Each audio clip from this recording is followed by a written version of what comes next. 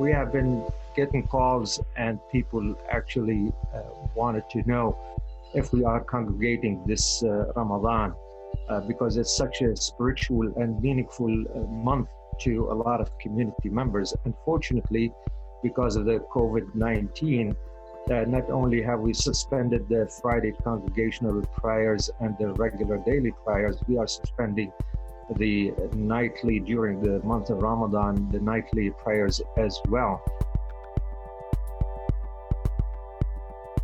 One of the holiest months of the year for Muslims begins on Thursday night, and that is Ramadan. So joining me now to talk a little bit about that is Dima El-Gamal, and she is a community member of the Muslim Unity Center. Dima? Hi, Christy. Thank you for having me. It's good to see you. And also with us is Imam Mustapha Elturk from the Islamic Organization of North America. Imam Elturk, it's good to see you as well. Thank you so much for inviting us. Imam, if you could start off explaining to people exactly what Ramadan is. Ramadan is the 9th lunar month of the Islamic calendar, and it is a month of fasting. God Almighty says in the Quran, "O you who believe, fasting is prescribed to you as it was prescribed to those who came before you, so you may remain conscious of God." So it's a month of spirituality. It's a month of fasting where Muslims abstain from food and drink from dawn until sunset. And that goes on for 29 or 30 days, depending on the moon, because we follow the lunar calendar. So it's a very spiritual month. It connects the families together, the community together, and it has dual aspects, fasting during the day and also coming together in communal services such as the evening congregational prayers. We call them Taraweeh. So that something that connects the community spiritually in the mosques in the evening, where an Imam is leading the community throughout the whole entire month, nightly reciting the whole entire Quran. So Dima, how does COVID-19 change the way the community will come together this month, or will there be certain things being done? Well, thank you for asking that question, Christy. It's emotionally overwhelming to even think about Ramadan coming, even though that we saw that coming with our friends, the Christians and the Jewish communities recently celebrating holidays. And just to think about it coming in a couple of days, it's overwhelming. But still, the social distancing being in place, the Muslim community has come up with a lot of activities and a lot of spiritual activities as well as social activities that take the social distancing from the physical spaces into virtual spaces. What I mean by that is a lot of activities that take place in Ramadan, such as prayers, such as lectures, where people come together. Typically in Ramadan, in the mosque, they have been taken to the spiritual space. So, for example, lectures, Quran recitation, competitions, everything now has been taken to the spiritual space, and youth activities have been taken to the spiritual space. I can't tell you that they are going to be the same. It's never going to be the same because the physical interaction is very essential in Ramadan, but it is a substitute and it is a way to keep the community connected virtually, and a lot of activities are meant to keep our youth and our adults as communities connected with the mosque, connected spiritually. And that's what we're doing. Imam Elturk, what are some of the community members telling you about the difficulties this time and feeling maybe a little disconnected from each other, but still having that root of faith? Yeah, Christy, we have been getting calls and people actually wanted to know if we are congregating this Ramadan because it's such a spiritual and meaningful month to a lot of community members. Unfortunately, because of the COVID-19, Not only have we suspended the Friday congregational prayers and the regular daily prayers, we are suspending the nightly, during the month of Ramadan, the nightly prayers as well. So unfortunately, we will not be able to hold the nightly congregational prayers and the communal dinners that we normally offer the community in the evening. We call it iftar, breaking the fast dinner. That's not going to happen this year for obvious reasons because of the health crisis. However, we are encouraging the people to do whatever they can within their families. We're encouraging social distancing. We are encouraging the families to connect with their extended families through the social media and whatever our smartphones apps provide for our communities. However, we are connected with them through virtual live stream feeds with lectures. I will be delivering a nightly lecture going over the Quran with the community through YouTube and Facebook and Zoom and other resources. When we are faced with times like this where we don't know what the future holds, where things change from day to day, Dima, how important is it for us to hang on to our faith, our spirituality, to still do the rituals within our own homes that help bring us some peace? Faith plays a huge role at these times. It is very important to maintain the relationships, and it comes within the family, where the family ties play a big role nowadays. Our family itself, and I can speak on the family, we started playing the roles where we have plans to have our own congregational prayers because we cannot celebrate or have the prayers at the mosque. So we started having plans to have our own Tarawih prayers together. We are planning on having our own adhkar. We are planning on having our own supplications. Our kids start talking to us about we have to accept what comes, and faith is with faith, with testing comes ease, and with every hardship comes ease.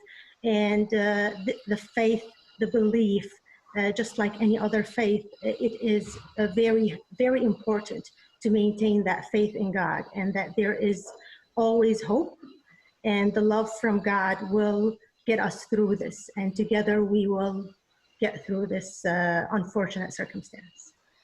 Imam Elturk, this must be some of the most amazing times that you've had to be a faith leader.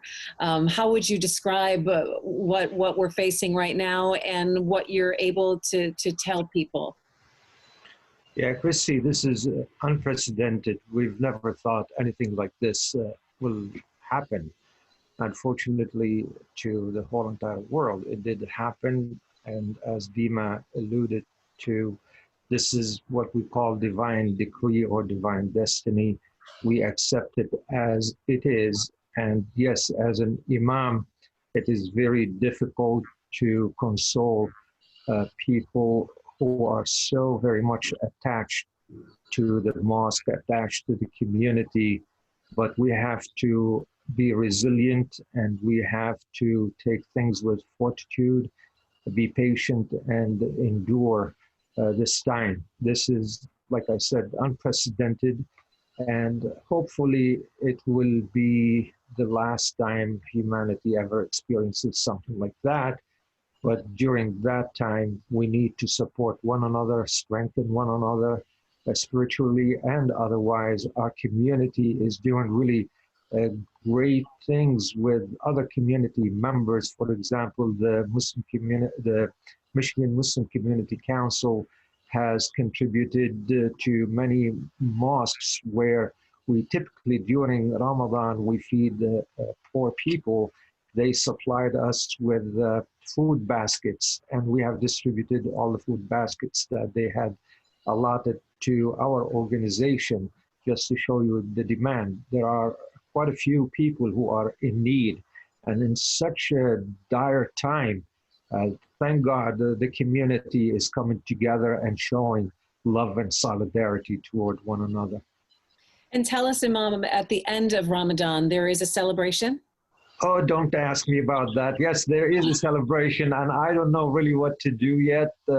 In my message to the community, I did say that the congregational prayers as well as the communal dinners will be suspended, and perhaps the Eid, we call it the Eid, the Eid al-Fitr, which means the festival of breaking the fast, and that happens on at the end of Ramadan, on the first day of Shawwal, the month that follows Ramadan. So my word perhaps is given some hope, which I doubt. Honestly, let's be realistic. I do not think we can congregate like we did before in the Eid. The Eid typically brings thousands of people in the community together to celebrate. And even if we go back to the workplace next month as they are planning to, I don't think we will be able to congregate more than 50 people. So I doubt if we will have this communal festival this year. Dima, it really shows that no matter what religion that we practice, that we have all had to figure out how to have our own celebrations and our own ritual in this time of change. Would you say that that is one thing that we're all seeing and understanding these days? Of course, Christy, we are all one. Humanity is always diverse and created diverse for a reason. But at the end of the day, we all share the love of God and we all share the faith in God. And at the end of the day, this is a change that we are all experiencing one way or another. However, we all see the positive out of it. I hear it from all my friends of all faith.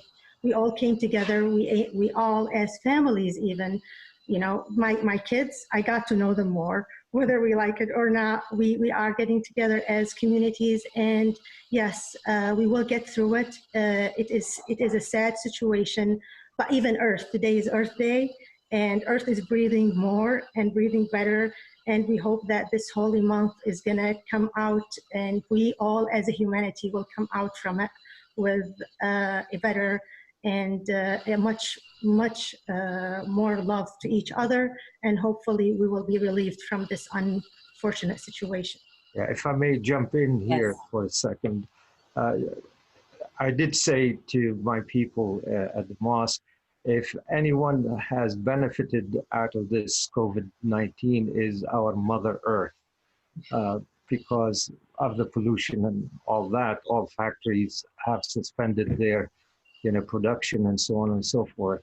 On another point, I'm really hopeful that another benefit out of this, we have to be optimistic and hopeful, is that the families will emerge stronger, God willing, after this COVID-19, with the hustle and bustle of life, and everyone is so busy. Even your kids don't talk to you anymore. They text you from their bedroom.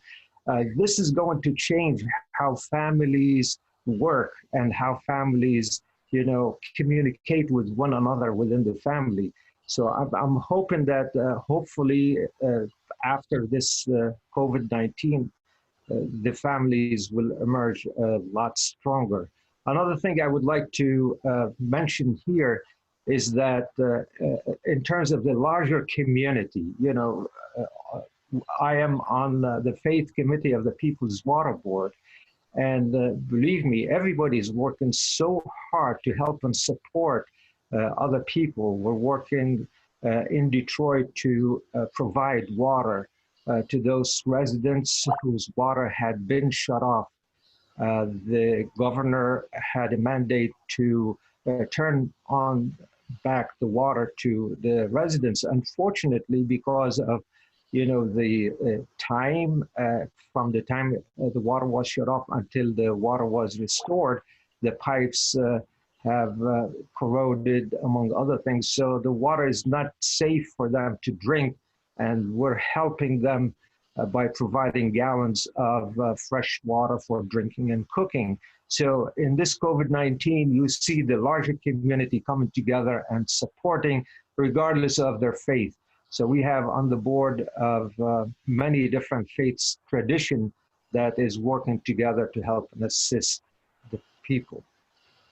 Imam is Mustapha Elturk. Thank you so much. And Dima El-Gamal, thank you so much for joining me and giving us a little bit of an education and really more of the conversation of how we're all changing with this. Thank you for your time today.